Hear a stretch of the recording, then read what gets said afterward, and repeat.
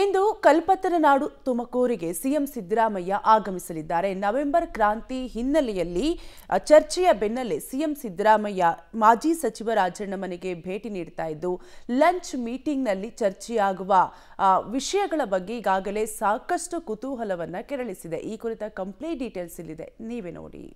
ಕಾಂಗ್ರೆಸ್ನಲ್ಲಿ ನವೆಂಬರ್ ಕ್ರಾಂತಿ ಕೋಲಾಹಲ.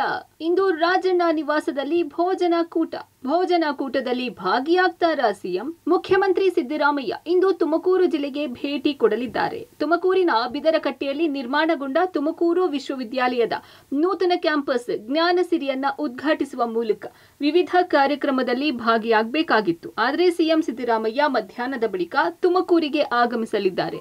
ಮಾಜಿ ಸಚಿವ ರಾಜಣ್ಣ ಮನೆಗೆ ಭೇಟಿ ಬಳಿಕ ಚಿತ್ರದುರ್ಗದ ಹೊಸದುರ್ಗಕ್ಕೆ ಪ್ರಯಾಣ ಬೆಳೆಸಲಿದ್ದಾರೆ. ನವೆಂಬರ್ ಕ್ರಾಂತಿಯ ಚರ್ಚೆಯ ಬೆನ್ನಲ್ಲೇ ರಾಜಣ್ಣ ಮನೆಗೆ ಸಿಎಂ ಸಿದ್ದರಾಮಯ್ಯ ಭೇಟಿ ನೀಡ್ತಾ ಇರೋದು ರಾಜಕೀಯ ವಲಯದಲ್ಲಿ ಭಾರಿ ಚರ್ಚೆಗೆ ಗ್ರಾಸವಾಗಿದೆ. ರಾಜ್ಯದಲ್ಲಿ ನವೆಂಬರ್ನಲ್ಲಿ ಕ್ರಾಂತಿಯಾಗಲಿದೆ ಎಂದು ಸ್ಫೋಟಕ ಹೇಳಿಕೆ ನೀಡಿದ್ದ ರಾಜಣ್ಣ ಈಗ ದಿಢೀರಂತ ಔತಣಕೂಟ ಆಯೋಜಿಸಿರುವುದು ನಾನಾ ವ್ಯಾಖ್ಯಾನಗಳಿಗೆ ಎಡೆ ಮಾಡಿಕೊಟ್ಟಿದೆ.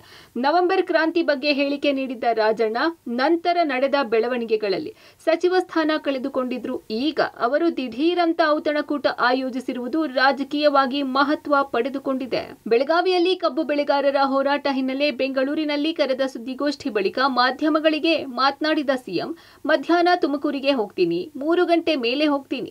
ಬೆಳಗ್ಗೆ ಸಕ್ಕರೆ ಕಾರ್ಖಾನೆ ಮಾಲೀಕರೊಂದಿಗೆ ಸಭೆ ಮುಗಿಸಿ ತೆರಳುತ್ತೀನಿ ಎಂದಿದ್ದಾರೆ. ಈ ವೇಳೆ ಪರಮೇಶ್ವರ್ ಮಧ್ಯಾಹ್ನದ ಮೇಲೆ ಹೋಗ್ತೀವಿ, ಲಂಚ್ ಎಂದು ಹೇಳಿದ್ದಾರೆ. ತುಮಕೂರು ಸರ್ ಪ್ರವಾಸ 3 ಗಂಟೆ ಮೇಲೆ ಇಲ್ಲ 1:30 ಮೇಲೆ 2 ಗಂಟೆ ತುಮಕೂರು ಲಂಚ್ ಅಲ್ಲೇನಾ?